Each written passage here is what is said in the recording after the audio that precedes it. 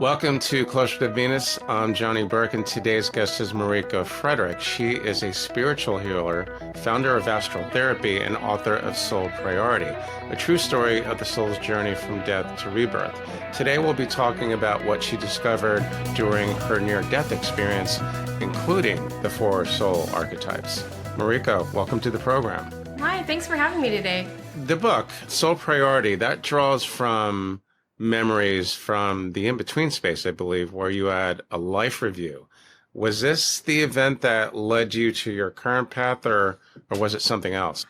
Oh my goodness. It's a big question. It should be simple. I think what led me to this path is having a near-death experience when I was 29. And really, the experience was beautiful, it was profound, it was blissful, but it was really almost a reminder to share my real story, which is that I stayed conscious between lifetimes. And so I remember everything between when we die and when we're reincarnated. And honestly, I thought everybody did. I thought it was totally normal. And so my death experience really woke me up to the fact that I need to share my story. So the near-death experience, you're saying from there, you were able to experience the in-between space? No, I just remembered it the whole time since I was born. So your book, Soul Priority, draws from memories from the in-between space where you had a life review. Was this the event that led you to your current path, or was it something else? My current path, I think what woke me up to do the work I'm doing today is that I did have a near-death experience when I was 29. But really that experience helped me to remember who I am and that I have to share my story. The bigger story really is that I stayed conscious between lifetimes. And so for me, my last life, the in-between, the life in between life, and like right now is one long memory for me. It's not separate. And then the near death happened in this lifetime. Really, I feel like it was like a reminder, that opportunity to go back and remember who I am. You were conscious in between lives. So you must have seen a lot, because what I've heard from people who have experienced that space, I hear things like life reviews and soul agreements, soul contracts, soul family members. And Yeah. it's pretty intense. Did you see any of that, or? Yeah. I mean, you don't see it in the way that we see things with our human eyes. So as far as like, yes, there's a life review. I did my life review after my last life. Really, I think that was probably the most profound moment for me, was that I hadn't lived the assignment on my life. I wasn't doing everything I was supposed to do. I wasn't using my intuition. I was good at what I did. And this lifetime, you know, I'm not great with dates, probably 500, 1,000 years ago. It was a very long time ago. Although I felt like I was a modern man on my, Manhattan skyrise apartment building. And I think back to the actual living quarters I was in, and it was a nice house, but it was a stone building with a dirt path and the guy with the vegetable cart, going down the street. So it was a long time ago, very narrow streets. In that life review, I was always being called to use my intuition and work for my soul, and I never did because I was really good at what I did. So I didn't want to change anything. And when I died, they showed me that what I was really here to do was to work for my soul, use my intuition, align what I was doing with my soul to help more people. And so when they showed that to me, and you feel it, they don't just show you, you embody it. You're like, oh my gosh, okay, great. Like, I'll go do that. And they said, it's too late. You can't go back. You're dead and you'll never be that person again, and I'm just like, put me back in, coach. So that regret of you don't get to go back really, I think, has been with me my whole life, of wanting to help people on a deep level. And then when I had a near death in this life at 29 is when I really went, oh crap, I got to share that story, don't I? And so, it took a long time for me to be able to do it, to be willing to do it, to heal, because I was really sick for a while. But yeah, now my book, Soul Priority, really is about all of that. The life review, from what you told me before, it was almost like watching a movie, only from another person's point of view. What was that like? It was hard. It was hard. I mean, yes, it was blissful in a lot of ways too, because you get to see all the points, the moments in time where you were really aligned with your soul, where you're really like, doing what you're here to do and being kind and, affecting change in people's lives. And then you also got to see the moments where you weren't. where you were out of alignment with your soul, where you're definitely being an asshole, and you felt it. And the problem with that is that when they have this experience, when they put you through this, and it's funny because it's like, I'll say they, and yet I'll also tell you there is no one else because we're all one, but we have limited human language. So I'm just going to do my best. And so it's like God isn't judging you like I was judging me, right? My soul was like, well, let's just take a look at that. Like that, you didn't do so good. So in those moments, though, what happens is it's almost like you're you and you're experiencing yourself, right? So in my book, I go into how I was really being mean to one of my friends in kindergarten. And we're still friends today on Facebook. They don't miss anything, do they? No, they don't miss a moment. Like, this isn't like the time that you were really bad. This is like innocent stuff. But the thing is, I was doing it on purpose. I was kind of testing my energy, testing my power, and I was hurting my little friend on purpose. And I made her cry. And when I went back to the life review, I literally was like in her body as her, experiencing this moment, watching myself be mean to her, feeling how sad she was and how confused. And like, I thought we were friends. And why is she saying all this to me?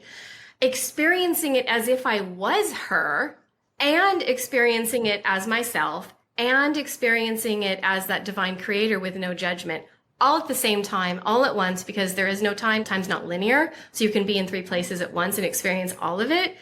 So that was hard. And then I saw moments where I was really in the flow, maybe when I was working in the intensive care and caring for people, and you just get this profound shower of bliss and joy and love. Like you couldn't even hold it in your human body, right? But when you're not in alignment, you also get that too. Very consistent with what other people say about that space. You are made to feel what you made other people feel, good and bad. Mm-hmm. And the bad stuff is pretty hard to experience. But at the same time, it's almost as if something or someone is asking, how do you think you did? Another thing that is, speaking of consistency, a thing that I hear is when they look at the big picture of that space where it's got many names, the healing space, home, and some people might even call it heaven. I'm not really sure because I've never been there, but it's also been described as the soul family members of your group. It's like literally planning the next incarnation is like casting a movie, like casting a play.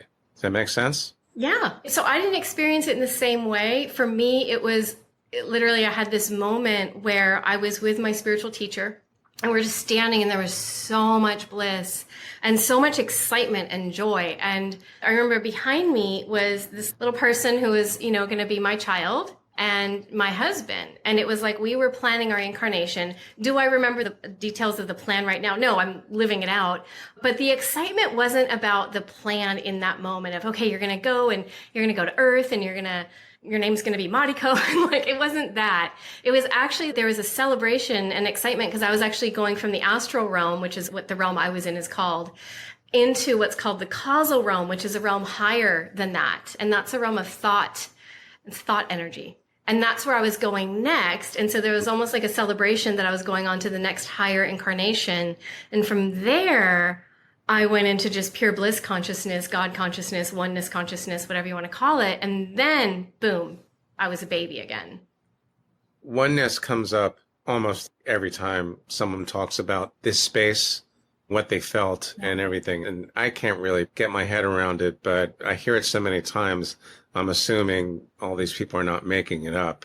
Now, you just mentioned the causal realm. Is it like a higher vibration or a higher level? Like, what does it mean to us earthlings that have never been there? First of all, you common people have been there. You just might not remember. What I will say is it's a realm of thought and what I call thought waves. And so it's where we create and where we're creating our reality right now, right? Thoughts create our reality to a large extent. If you're constantly thinking negative, you're going to have that outcome happen. You're using your causal body. So the causal realm I was in was not like the astral realm where it's bliss. For me, it was a planet of light and nature and streams, rivers and mountains. And again, I go into it in my book of just picking astral fruits off a tree and eating it and just living in this beautiful land of light. which is what I base my work off now, called astral therapy, where I actually travel and help people go there to basically decondition their beliefs and have that experience. So in the causal realm, it's a higher realm. So there's many realms, right? More than one dimension. And there's higher realms and there's lower realms. Earth, to my understanding, is like a C average planet. I thought it was more like a D plus, but I feel like sometimes we're heading that way, but we're a C average planet. And there's lower realms and there's higher realms, right? So the astral is a higher realm, the causal is higher than that. Then there's even higher realms. The highest realm, I didn't experience it, but I felt it. I would call it the inconceivable realm. I knew it was there and I couldn't have another thought about it. It was just like, even though I wasn't human, my highest, causal self was like, but I can't think more about it. So anyways, there are lower realms, and that's, where just lower vibration people go. And I don't want to say bad and good. We would consider them evil or bad, but they're just being themselves. It's like saying a snake is bad because snakes bite. Then there's the higher realms where the people, the souls there, are more conscious. They have evolved.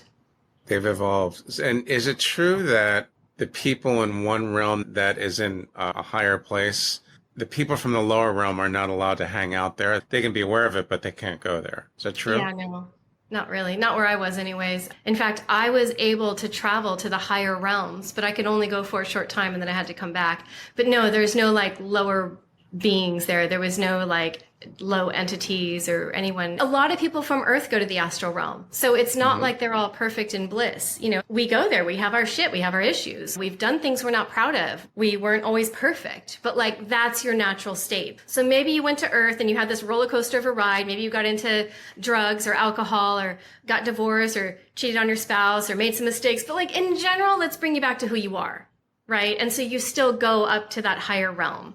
And then you realize who you were and you remember who you are. But you still eventually go to the higher realm? You go, yeah. You do? Yeah, I think the lower realm people, the lower realm souls were like very low. They were very... Murderers and psychopaths and And even sociopaths worse. and things like that? Yeah, and even worse than we can describe with our human words, honestly. I knew it was there. You can kind of like, yeah, I'm not going to go there. You can't see it, but it's like you just know, but you're not there because your goal, my goal in the astral realm was really to go to the highest realms possible. And so I spent a lot of time in prayer, meditation, just trying to break through to that next level of higher consciousness. Okay. That reminds me of a quote from your book, which I really liked. We are accountable for every single moment of our lives, so death is not something to be afraid of, but rather to be prepared for. If this is true, and this is one thing I've always been curious about, are the people that are cast in the bad guy roles that come down here to play a specific role, not just being an idiot for no good reason, are they exempt from feeling how their actions made other people feel, or did you not get that impression? No, you do. It's just the way that we feel like they should be punished might not be what actually happens. Depending on how you're raised, in general, for a long time, people have been taught about heaven and hell, right? And both are supposed to be eternal. So you go to heaven forever and you're good, or you go to hell forever because you're bad. But there is no linear time. There is no linear time. And everything, when you leave this world, you take your last breath, you are experiencing infinity. So yeah, if you're a total asshole, I mean, you're really a harmful, terrible person. Sorry, I hope I could just be mean. It's okay. I like that we're laughing about this, but when you just mentioned if you're good, you go to heaven forever. If you're bad, you go to hell forever and suffer for an eternity. It's not how it really is because time's not linear. So it can't be. And yet, every moment after you leave this world, you're in infinity. So when you're in bliss, in that moment of bliss, you are experiencing infinite bliss. And when you're going through just like, oh, shoot, what did I do? Going through the life review and feeling the heaviness of maybe your mistakes, in that moment, it's infinite. Even if the moment's just like, a millisecond. You're experiencing it in infinity, which is the time that we don't experience here. So if you're playing the role of a bad person, yeah, you're still going to have your life review and experience who you were because you wanted that experience. You wanted to experience what is it like to be the villain. You might be a high conscious person who wanted to have that experience, and then you did. And maybe that experience, wasn't bad, it feels bad to us humans, but maybe it was actually really activating and got people and a community moving in a way that we needed to. The bigger picture is so different. The reason I bring that up is because I had a guest not too long ago who told me that an ascended master came back down here to play her father, who was like very, very abusive, but it was for her to learn something. And I thought, okay, that's pretty big. An ascended master, not just Uncle Fred or Uncle Harry that says, okay, yeah, I'll be the bad guy this time or next time around. But when you mentioned something about a spiritual teacher, do they give you some kind of inclination on the things that you need to work on and maybe consider learning when you're about to go into the next incarnation? To be honest, all I experienced was such excitement and bliss because it wasn't communicated to me in like human words. And then I went on to the causal realm, which is a high conscious realm of thought. And it was from there that I came back. So I didn't have these, set instructions of this is what your life is going to be like. Really, the only thing I came back with that I really was imprinted with so deeply is that you can enlighten in one lifetime. I watched people do it. You can. And that really is the goal, is to become the highest conscious being you can become before you leave this world, which is what I talk about being prepared for. That's what you should be preparing for, is how many levels up can I go before I leave this world? Right. And there was a oneness consciousness. So it wasn't me and my spiritual teacher, because there was just oneness at that point. So there was no separateness. The only goal for people, for souls, humanity, is to continue up-leveling your consciousness to the highest that you can before you leave. Like, that's the only worthy thing, and however you do that, it can be through meditation, but it can be through your work. It can be through service. It can be through whatever that is. It's not one thing for everybody. Now, speaking of the afterlife, your contention is that it takes place in the astral, but you also say that some souls don't go there while others bypass the astral altogether. How exactly does that work? Well, if you're continually up-leveling your conscious here, you might not go to the astral realm, because the astral realm is where most humans go. You might just go straight to the causal, or you might go straight to oneness consciousness, or you might be a serial killer and go into the lower realms, right? So, hopefully you're going up, though. Anybody listening to this podcast is, obviously interested in the higher realms. That's a very good point. Yeah. Now, when did you actually realize that the roles that you played here on Earth were an illusion? Was it as soon as I died, as soon as I took my last breath? Because it feels like two near-death experiences, but the first one wasn't near. Like, I did die and I stayed. You don't die, right? But I stayed. Good point.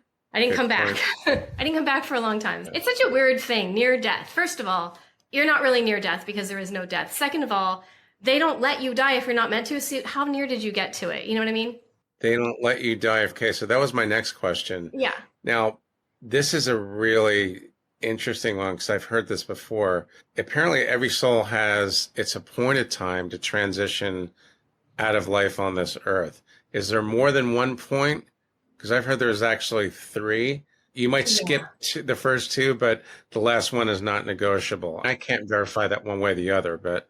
Well, here's my experience. The other ones felt like windows to me, and I didn't put that in my book because, quite frankly, the goal is to stay as long as you can, to continue up-leveling, raising in consciousness, and knowing people, having friends who have chosen to leave this world on their own merit early. I just didn't put that in my book. But I felt like there were other windows. They weren't doors. It wasn't like, yep, this is your time, you got to go. It was like a window that you could kind of like go through, but it wasn't your ideal time. I've heard there's more than one window, put it that way. I've heard that before, and I thought that was pretty interesting. Now, you just hinted at people that left voluntarily. Yeah. Which sounds like they took their own life, but you didn't want to put that in the book, but we can talk about it here. Yeah. Yeah. Interesting. One of my friends who did commit suicide, she was very interested and asked me a lot of questions before. And I thought one of the happiest people I knew. So I had no idea this was coming. And I just was so affected by it. I felt a responsibility, knowing that mostly grownups would read this, but you never know, teens. My big message in this world isn't to tell you that you have options, that you can come and go when you want. It's really live life to the absolute fullest you can, Live whatever is in your heart, that assignment on your soul. Raise your consciousness every day for as many days as you can possibly be here, because the work we can get done here, we can't do in the astral realm. The stuff that we're doing here is important. It's big. It's shifting, and we can't do all this when we leave. So I feel like it's my responsibility to help people stay as long as they can. And that's why. I've heard that too. The work that we do here, we can't do in the astral or anywhere else. Anywhere else, yeah. There's more than one realm. That's just the realm I went to. There's people going other places. Yeah. There's several realms. Are there as many as 6 or 7? I experienced 7. Well, interesting, because everything's infinite, right? I experienced 7 realms in my human capacity that I could, right? But then there's also higher realms, different dimensions. You can be in other dimensions. You can incarnate on other planets. We're not the only, place to incarnate here. I should hope so. I mean, technically the astral realm, I was incarnating there, right? And then the causal realm. But there's other very material worlds, right? Because those worlds are light. But there's other worlds like this or different. But I would think a lot of us want to go to the A planets, not the C planets or exactly. the D planets, right? I think so. One of your favorite reunions, this is in the in-between lives space, it wasn't with a person, but with an animal. What was that like? Oh my gosh, it was sweet because there was just love. And it was actually who I believe became my cat in this life for a long time and my horse in the life before that. And the energy of both of them was just so familiar. And it was just an animal I've been with for many lifetimes, I think. And with the people that you reunite with, there's just bliss and love in the beginning. I can say the people that are your enemy, the people that really give you a hard time in this life, when you leave, I felt nothing but gratitude. Like, thank you. Like, you stay over there and I'll be over here. We're not friends, but thank you. I respect you and I'm grateful for that experience. With the animals, it was just like, there's just love and purity, right? Because animals are just pure. Really? It was beautiful. And another thing that comes from your book is the less evolved souls may sleep for most, if not all their time in the astral before reincarnating, while the more evolved souls can skip the period of sleep altogether. I've never heard that before, but it's pretty enlightening. So they can sleep. Are they resting or? Yeah, I think I've heard it called the death sleep. And I slept for a while. I took a nap. It wasn't a huge sleep. Other people, I think they sleep the entire time. I slept, and then my spiritual teacher was there, kept checking on me like, yep, yet? I was like, no, because it's the most epic nap. I mean, the most blissful, epic nap. And I would sort of peek up and just like, oh, not yet. And when I did wake up, it was time to get to work. It was time to start evolving. It was time to start helping. I'm a healer in this life. I was a healer in the in-between space, and people would come, souls would come, and I would clear their energy and heal whatever they were going through. Because one of the things that we can do here when you mess up, when you just are living out of alignment with, your truth, your soul, whatever, we have karma, right? The soul does not have karma. This is kind of a huge topic. The soul is free of karma. But us humans, we act human. We screw up, we do something. Karma is that action that kind of follows us, right? So then you have to deal with that. In this realm, you could do something to sort of pay off that karma a little bit, like sprain an ankle, catch the stomach flu, get sick, get to a little fender bender, whatever, right? In the astral realm, you don't have a body to go sprain an ankle to pay off the karma. So you just feel all the emotions of everything and you can't escape it. You have to work through it. So that's why I want people to stay as long as they can and just be a good human being. Try their best. Also consistent with what I've heard about working off karma, coming to Psych Earth is probably the easiest way to do that. It is. And then I want to say you don't have to work it all off. There's no way you could work off lifetimes of karma. What happens is as you become more spiritually enlightened and you reach that level of just oneness, you don't have karma. The karma's gone. You are one. It's not this perpetual punishment of you always have to pay it off because you're always going to, be human. But when your consciousness shifts. Purifying, this is from your book as well.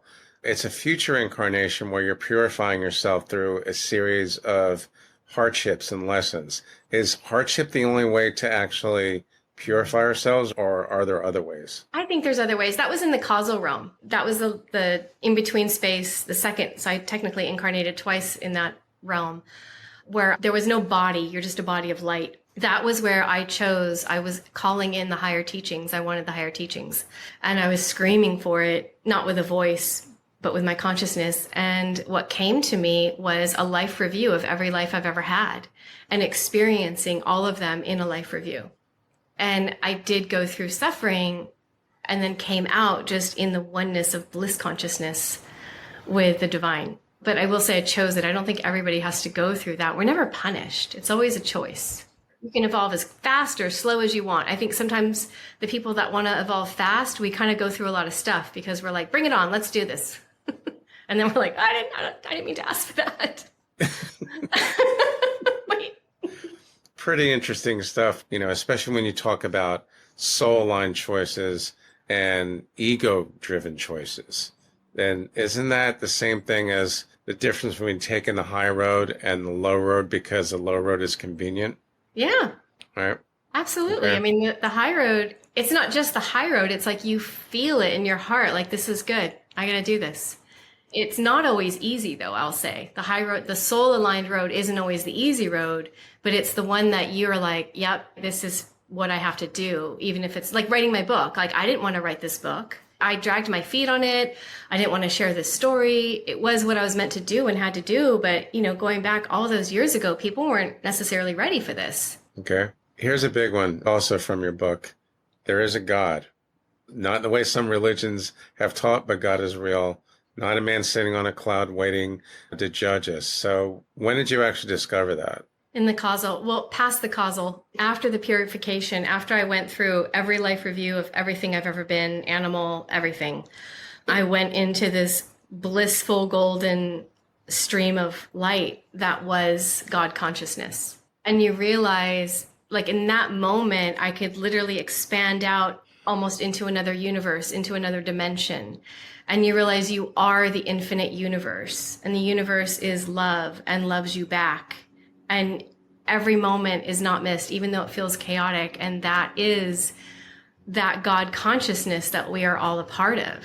That is the oneness that we're a part of. We believe we're separate, so we act very human. It's like we are a unit of God's consciousness. And speaking of oneness, another thing I hear a lot is separation, which you just alluded to. Separation is an illusion. Yeah. Do you agree? Yeah. Absolutely. We're never separate. On our worst days, we're not separate, and nobody is. And that's why it's so hard as the world has gotten so intense and violent, because when you leave this world, you realize you're not separate from anybody. It just helps everybody to be as kind as you can. And it's hard because sometimes people, they don't deserve it. Like, they're acting, terrible. And it's really hard to show kindness. But I think it's where you can just show patience or just walk away, depending on what's happening. What are the 4 soul archetypes and how did you discover them? So that is something I was given I call it a download or an upload in my near-death experience. I had this profound moment with these souls, these 4 souls, that it felt like they were like plugging into me and downloading me with some information, and so much, right? Not just information, but just bliss and joy. And again, human words kind of fail me to describe this moment with them. But at the end of this moment, I knew they had given me something special to share, and I couldn't access it. So it took about 17 years from that moment to be able to access it. And so for 17 years, I walked around knowing I had like an assignment on my soul, but I couldn't figure out what it was. I couldn't open it to figure out, well, what is this? What did they give me? How am I going to do what I know they want me to do? And then one day, August 19th at 9 a.m., it just opened. It was just like it was always there. And it took about 10 minutes to write down. And the archetypes are within us all the time. And for a long time, I didn't even have the word archetype. I was kind of referring to them as the 4 gifts of the soul. And yet I realized, but they're not gifts. It's not like you didn't have it before. It's not like a present, right? It's something that's a part of you. And I realized these are archetypes. These are part of who we are. And we have all 4. And what they were giving me is a way to teach humanity how to work and earn money in alignment with their soul, so that they're not leaving their soul assignment. They're not leaving who they really are, at home and then going to work and trying to, get spiritual at yoga or church or whatever they do, but that you can actually bring that essence in your archetype to your workplace. And you are already. So when I talk about them and teach them, it's like, you've been doing this already. I'm just giving you the explanation and the language to now go even further. So there's a way that you can fulfill your soul agreement or your soul contract. I call it an assignment because, yeah, soul contracts can be toxic. And soul assignment is really like, what are you here to do? What do you want to do with your life? What is the highest potential that you have as the most ultimate soul aligned being that you are? What do you want to do with that? That's the soul assignment. Soul contracts are like, I make an agreement with somebody to like get through something here, but oftentimes they can be really hard. And your soul assignment isn't that. This is like the absolute best version of Johnny Burke. What can that be? What will you create with that? Right? And then obviously the goal is always to be raising your consciousness. Okay. So there's a difference. It seems like it would be similar, but obviously it's not the case. No, I don't feel like it is because, it's interesting. In some ways, it really is like, how can you be the best expression of yourself in this world? Yourself as the soul. And what do you want to do with that? And on the other hand, the truth is the soul doesn't have to do anything, right? The soul is just being. So the soul isn't like, I got to get to work and do something. It's really just you discovering and realizing who you are as the soul and then saying, all right, this is who I really am, right? Coming into that self-realization. Now, what do I want to bring to humanity? Okay. So the archetypes, there's 4 of them. Does that have anything to do with human design, or is that something different? No, it's different. I'd say one of them is similar, though. There's 4 or 5 of them. There are, yeah. I love human design. It's fun. The soul archetypes are so simple. You do have the connector archetype. That's one of the soul archetypes. That's actually your moneymaker. The connector archetype is the part of you, to really simplify it, that just feels called to earn money doing what your soul is here to do. And they're also really good at helping monetize other people's gifts. So they'll see somebody who's doing something and like, oh my God, I have a million ideas just came through of how you can monetize what you're doing. The connector archetype is always connecting people to the right people to get that big idea out, right? And or companies to the right people to get an even bigger idea out. And those are the connector archetypes who just love making those connections. They would never happen without them. The creator archetype, I absolutely love. I say in my book, it's probably the most important, because the creator archetype is here currently to literally usher in and help us create something that isn't here. And if they're doing their job, if they're really aligned, they're not just creating, it's not just art, right? Art is important, and poetry and books, but it's also new tech. It's also new ideas. They're literally receiving downloads to help us usher ourselves into a higher age of consciousness. So some people just they're very activated in that archetype. And you have all 4 of them. You always have, you always will. But generally, we're like very activated in one of them. So that's the creator archetype. And the funny thing about creator archetypes is they generally get bogged down because they're trying to do what other people are doing. And the truth is, creator archetypes, you have a constant flow of downloads of new ideas, and you're not here to do what other people are doing. You're here to literally do what everybody else can't do. What everybody else cannot do. They can't do it. So they're kind of the most important in a lot of ways right now. And they're also sort of the least supported, right? That starving artist, only it expands to everybody who has new inventions, new tech. And we do need to be helping those people out. And then there's the reflector archetype, which is the part of you who sees right into somebody's souls. You see their soul right away. You know exactly who they are. And you really can help them see who they are so that they can come and do what they're here to do. Really helpful for the connector and creator archetypes to see who they are. Reflector archetypes are often in jobs, medical, alternative medicine, healing, places where they just need to constantly be sort of being able to see into the soul of the next person. The bummer about being the reflector, and I'm definitely a reflector, is sometimes we only see the soul and we don't see the human. And so we kind of get duped, and we get sometimes in toxic relationships or friendships where we only see the absolute best version of this person, and we don't see that maybe they have some toxic behavior. So that's a quick summary of the reflector archetype. And then there's the expander archetype, which is so much fun. Expanders, you guys are here to literally help you see talent. The expander archetypes see your potential. And they're the people who, like you, right? You're like, I got to get you on my podcast. I got to expand your voice. I can't help it. And the cool thing about expanders, they take somebody, whether they're working in PR or, marketing or whatever, but they take somebody and they want the world to see them, right? But the neat thing about expanders is they really also make the best leaders because they're very selfless. They're not doing this work and getting you on stage and getting your book out there, getting like whatever it is they do. If you work in corporate or a job, they're not helping you get the promotion because they get something out of it. They do it because it's what they do. They love it. And they really make the best leaders because if you think of a leader or your boss, you want your boss expanding you because it's what they love to do, not because they're going to get accolades or an award or a raise. So expander archetypes, they make the absolute best leaders, and they expand ideas. They expand you into the next version of yourself. And they're really just beautiful. So those are the 4 archetypes as I can squeeze into our podcast here. And I'm excited we actually got to get through that too. You did a great job doing that. So to become aware of exactly which archetype we are, expander, reflector, connector, and creator. Creator, yeah. Okay. So out of the 4 archetypes, once that person identifies with that, then their journey becomes maybe a little bit easier. I think so. Well, you want to use all of them all the time, right? And it's really about leaning in and going, okay, right now, you and I are using our reflector archetypes because we're talking on a high level of consciousness, and you are helping me with your expander archetype because you've got me on your podcast, right? And it's just a matter of kind of almost owning, like, hey, wait a minute, I've got gifts. And maybe you just feel like at work you're writing the next email, but are you? Or are you actually using your connector archetype to get things done, right? It's just a beautiful way of looking at the world, I think, to align with your soul all day long at work. So we can use more than one archetype then? All the time. There's just one that's very activated. There's one that it's like breathing for us. So for me, reflector archetype is always on. I just always see the truth of who everybody is. I always have. My connector archetype, I love helping people, scale or build their business and make money doing what they're here to do with their soul. I just see it. Like somebody comes to me and I'm like, oh, I see exactly where you're going to make money doing this and this. And I give them the strategy and off they go, right?